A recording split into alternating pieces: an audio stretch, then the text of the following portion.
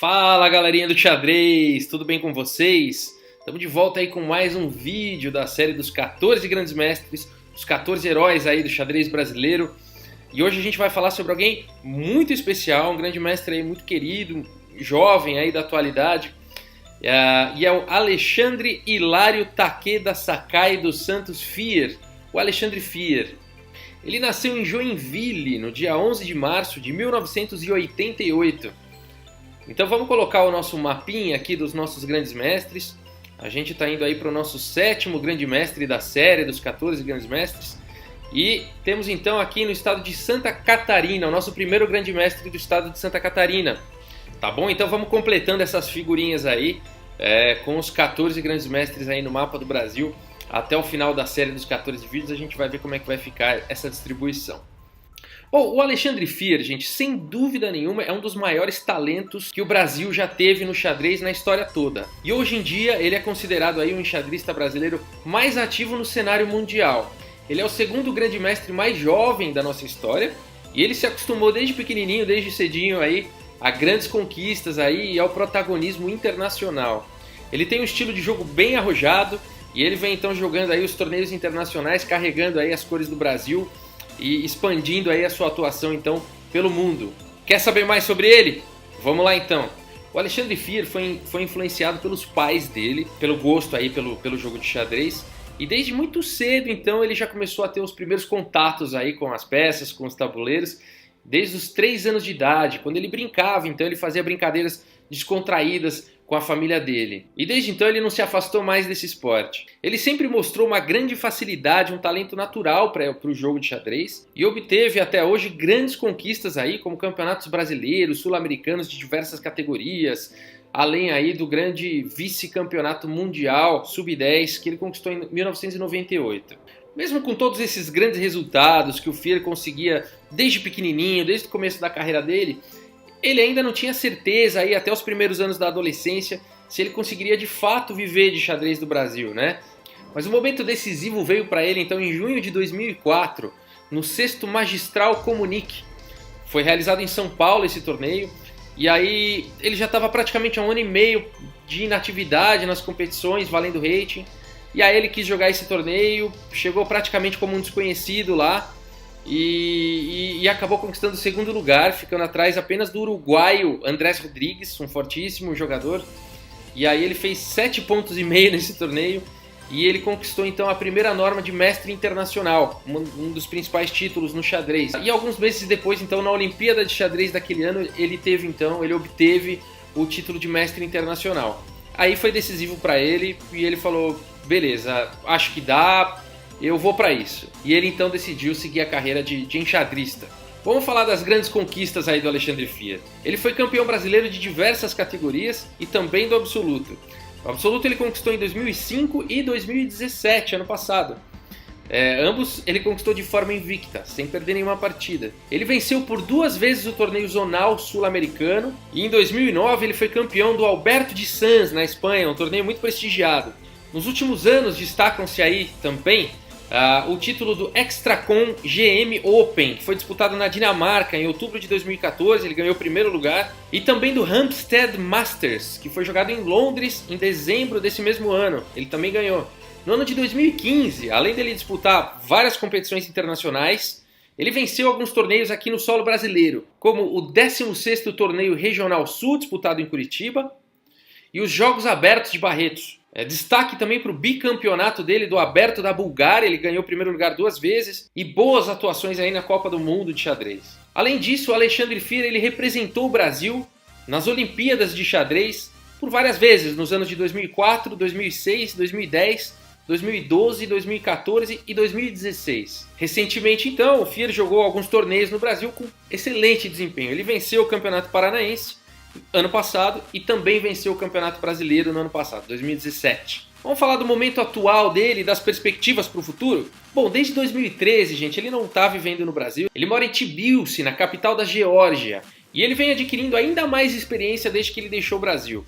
Os seus últimos anos foram marcados aí por uma intensa rotina aí de competições em vários continentes, Ele visitou mais de 50 países aí ao redor do mundo. Como eu falei, ele é atualmente o enxadrista brasileiro mais atuante no cenário mundial. E ao fazer isso, né, ele tem se mantido aí em contato constante com grandes talentos do xadrez mundial e consolidando aí o seu nome entre os enxadristas com perspectivas, com as melhores perspectivas aí da atualidade. O Alexandre Sfir, sem dúvida, é um talento mundial, tá? Um talento global. Agora, prever os próximos passos aí de um enxadrista aí tão ousado, tão ativo, realmente não é uma tarefa tão fácil. Por ser um prodígio, né, brasileiro, e ter o potencial para levar o nome do país aí a um destaque ainda maior no cenário mundial de xadrez, ele merece ser acompanhado de perto. E aí fica a minha pergunta aí, será que ele vai ser o primeiro brasileiro a cruzar a barreira dos 2.700 pontos de rating? O que você acha? Deixa a sua opinião aí nos comentários do vídeo. Uma curiosidade aqui que cabe, eu mesmo joguei contra o Alexandre Sfir em 1998 em Porto Belo. Eu vou deixar aqui no link a partida, o PGN da partida, tá na internet. E eu perdi em 19 lances. Mas aqui cabe um comentário especial. Eu vou contar detalhes aí dessa partida de uma forma rápida, mas alguns detalhes interessantes. Eu não conhecia o Alexandre Sfir, ele ainda não era tão conhecido em 98, apesar de que foi o ano em que ele veio a se tornar depois o vice-campeão mundial sub-10, nesse mesmo ano. Mas eu estava jogando sub-16 do Campeonato Brasileiro em Porto Belo e o Alexandre Sfir tinha 10 anos, então ele nem era da minha categoria.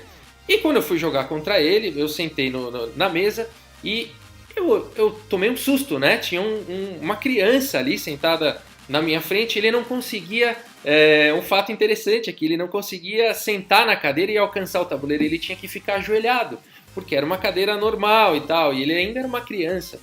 Então, essa é uma curiosidade. Outra curiosidade é que quando eu fazia os lances, enquanto eu estava pensando e tudo mais, ele estava desenhando no papelzinho de anotações de lance dele, ele ficava desenhando. E eu achei aquilo muito curioso, né? E aí eu fazia o lance, depois de pensar 20 minutos, às vezes, dependendo da posição naquele lance, e ele parava então de desenhar, e ele olhava para o tabuleiro, fazia o lance dele na hora, imediatamente, e voltava a desenhar. Aquilo pra mim, assim, me marcou de uma forma que... E eu perdi em 19 lances, eu nunca fui um grande jogador, nem nada, mas...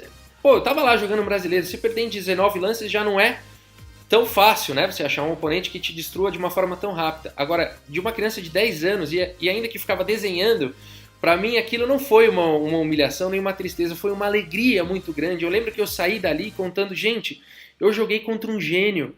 Vocês não sabem reconhecer ali no tabuleiro um gênio, para quem gosta de xadrez, para mim foi assim algo maravilhoso e veio a ser confirmado naquele ano, então quando ele se tornou o vice-campeão mundial. Tudo aquilo que eu senti, aquela maravilha que eu reconheci no tabuleiro e que eu tentava contar para as pessoas o que foi aquilo, com grande alegria, veio a se confirmar depois e só tem se confirmado aí na história, tá bom? Valeu aí a título de curiosidade essa história. Vamos ver uma partida então do Alexandre Sfir jogando? Vamos ver esse gênio no tabuleiro em ação? Então tá bom, eu separei uma partida muito interessante pra gente. Quem tá jogando de brancas é o David Navara. O David Navara, ele é o número 1 da República Tcheca, ele é o número 26 do mundo, o ranking dele é de 2.727. Essa partida ela foi jogada no ano de 2015, é uma partida recente, e o Alexandre Sfir está de pretas, o David Navara está de brancas. E o David Navara então começa com E4. Temos C5 pelo Alexandre Sfir, defesa siciliana. Cavalo F3, E6, a variante francesa da defesa siciliana. D4, peão toma, cavalo toma e cavalo em C6, a variante Taimanov. Temos então cavalo em C3, dama C7. E você pode estar pensando, dama C7 não é ruim aqui? Não pode jogar aqui por acaso o cavalinho aqui em B5, atacando a dama e tal? Pode, isso daí é possível ser jogado. A dama ela volta para B8, tá bom? Não tem nenhum problema. E o jogo continua normalmente, tá? Existe essa variante, não foi jogado bispo E2, A6, então preparando já o lance B5, né? É um lance importante na defesa siciliana, segurando essa casinha B5. Roque, cavalo F6, bispo em E3, bispo E7, F4. Então aqui o Fier joga D6, né? Segurando aqui o avanço em E5, e a gente cai então aqui na Scheveningen, na variante Scheveningen transposta aí da defesa siciliana. Ok? Então, mas a ideia de D6 é segurar esse avanço aqui de E5. Rei em H1, esse lance é um lance profilático, né? Trazendo o rei para uma casa onde ele não vai estar exposto a cheques mais para frente, a duplos, nem nada disso. Roque, dama em E1, então já posicionando a dama numa casa melhor, preparando para trazer para G3 ou para H4, enfim, trazendo mais ação aí para a peça. Cavalo toma cavalo, bispo toma cavalo e B5. A3, então, prevenindo aqui com que esse peão venha para B4. Bispo B7, dama G3. E aqui, gente, o que você jogaria de pretas, né? Aqui é um lance que você está desenvolvendo suas peças. E aqui muita gente jogaria, acho que torre de A em C8, né? São lances que passam aí pela cabeça das pessoas, desenvolver, né? Mexer a torre e tal. Mas não, o Alexandre Fier aqui ele vai para uma ideia diferente. E ele joga, então, bispo em C6. Interessante, né? Aqui a ideia dele é trazer a dama para B7, fazer uma pressão no peãozinho de E4. Uma manobrinha bastante interessante aqui do Fier. Então, bispo em C6 foi jogado. Torre de A em E1, já trazendo, prevendo, né, que tempestade aqui em cima desse peãozinho de G4, já trazendo uma defesa de forma indireta. Dama B7, e agora sim, então agora a torre, o bispo e o cavalo estão defendendo aqui esse peãozinho, né? Ele está bem defendido aí. 3 ataques, 3 defesas, tá bom? Ele não pode ser capturado. Então, B4, aí o Fier continua então atacando aqui o cavalo e atacando o peãozinho, e com ideias aí de que se esse peão for capturado, você vai recapturar de dama e tá com a iniciativa, né? Já tá atacando o peãozinho de B2 e tal. Então o Alexandre Fier já ganhando a iniciativa aí na partida. Cavalo volta para D1, peão toma, torre de A em D8. Cavalo F2, dama C7 e bispo toma em A6. Vamos voltar aqui esse lance aqui, dama C7, né? Um lance aparentemente é um lance curioso, né? Um outro lance aí difícil de uma pessoa jogar. Outras possibilidades que os jogadores poderiam pensar numa posição dessa seriam talvez D5, né? Dama em D7 talvez, mas dama C7 realmente é um lance bem original aí do Fier, e vamos ver o que ele tem de ideia por trás desse lance dama C7. Bom, o peãozinho aqui de A6 está solto, bispo toma A6, e agora torre em A8, atacando o bispo em D3, e aí você pode estar pensando, já sei, o Fier agora vai retomar aqui o peão, esse peãozinho de A3. Na verdade não é bom tomar esse peão, e o Fier não toma isso. Ele vai para um lance melhor, e ele joga a torre aqui em A4, tá bom? Atacando aqui o bispo, e aí você pode estar se perguntando por que não toma o peão, né? Então vamos voltar aqui o lance. Se por acaso tivesse tomado o peão, a situação fica muito complicada por conta dessa continuação. Bispo toma cavalo, bispo toma bispo, e agora esse lance E5. Esse lance E5 é muito forte, tá atacando o bispo e tá ameaçando aqui. Bispo toma em H7, cheque, seguido de dama toma torre. Tá bom? Então a gente, depois de E5, vamos dizer que peão toma, bispo toma H7 com cheque, e depois de rei toma, dama toma torre. Uma posição melhor para as brancas, tá bom? Então por isso que não dá para tomar aquele peãozinho aqui de A3 agora, e o Fier vai para um lance melhor, ele vai para torre A4. Bispo toma cavalo, bispo toma bispo, e aí cavalo em G4. O Davi Navara tá vindo com tudo, né? Ele tá trazendo aí todas as peças para um ataque na ala do rei. Essa dama aqui na mesma coluna do rei é uma dama perigosa, o cavalo está ameaçando de cara já capturar esse bispo, né? Esse bispo não vai poder ser recapturado porque esse peão está cravado. Então o Davi Navara já está trazendo bastante ameaça aí para a partida. Então o Alexandre Fier tem que fazer alguma coisa em relação a essa ameaça. Ele joga dama em E7, então defendendo o bispo.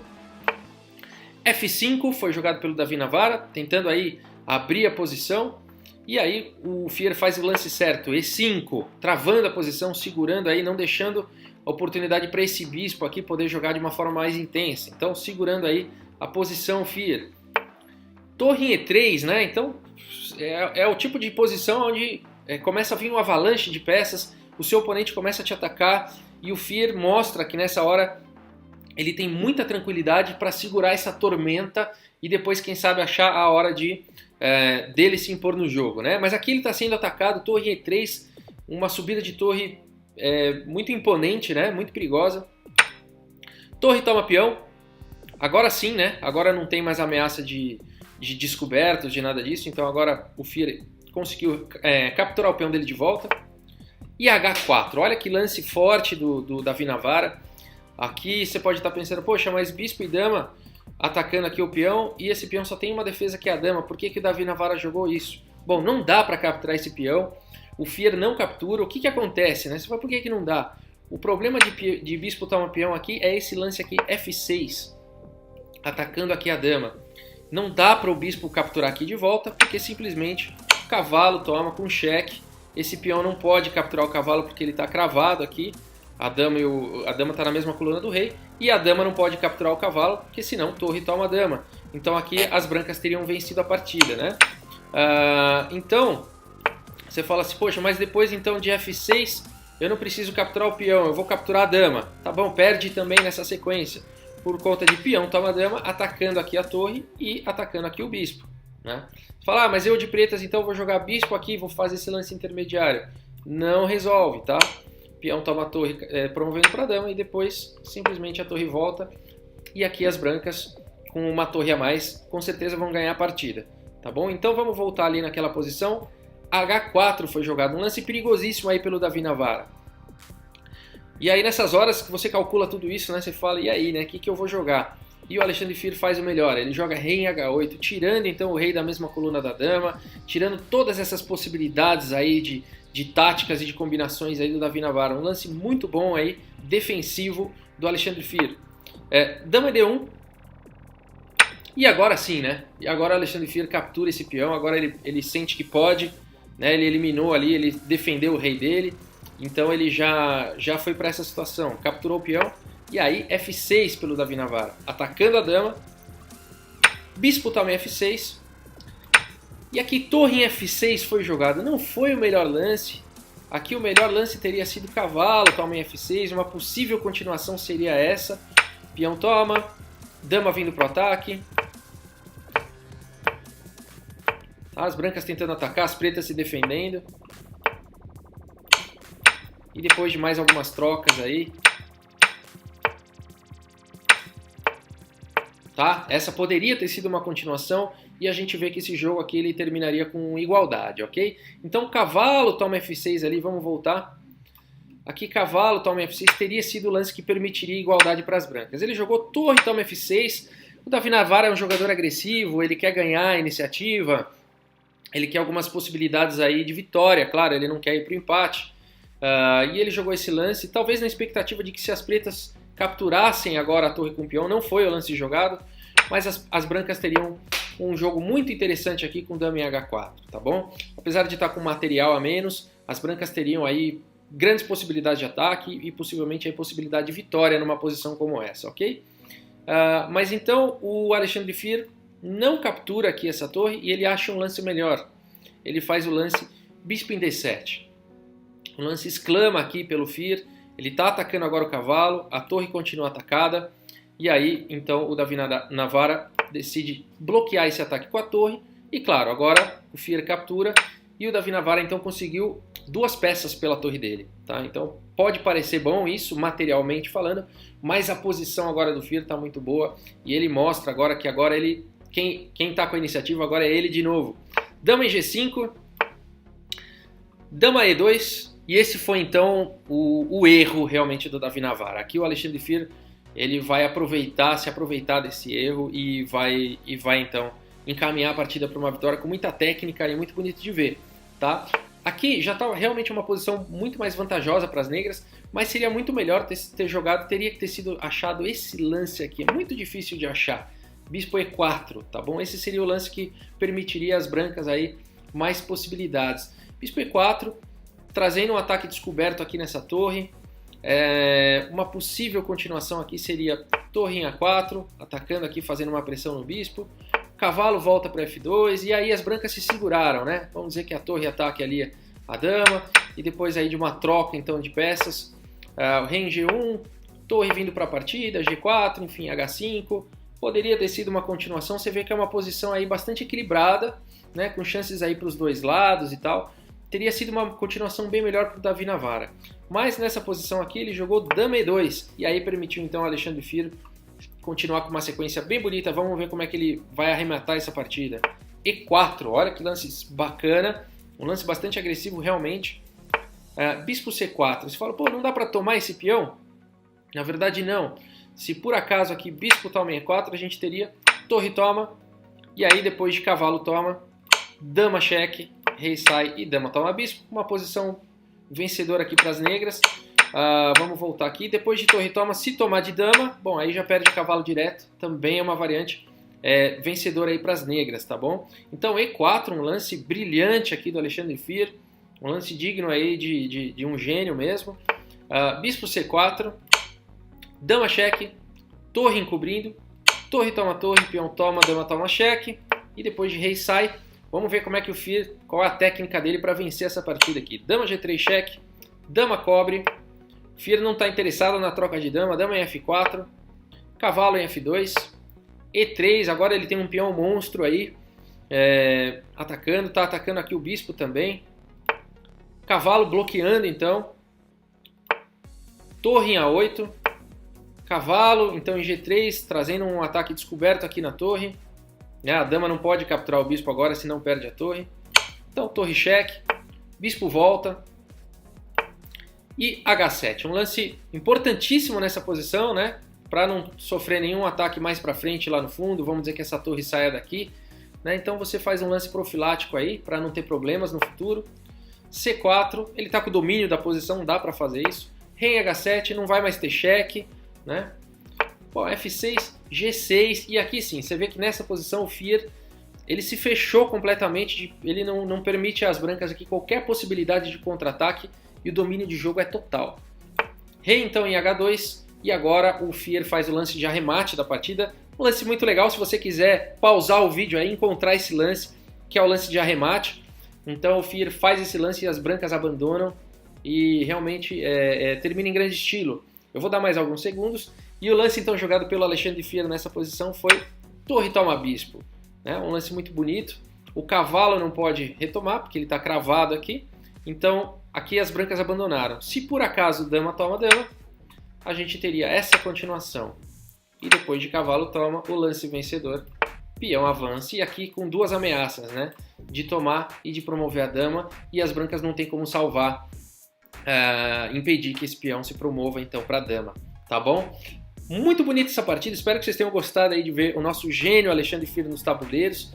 Vamos acompanhar, como eu falei, o trabalho aí, a carreira do Alexandre Fir que ele vem fazendo, porque realmente aí tem boas perspectivas pra gente aí, pro brasileiro aí no cenário mundial de xadrez, tá bom?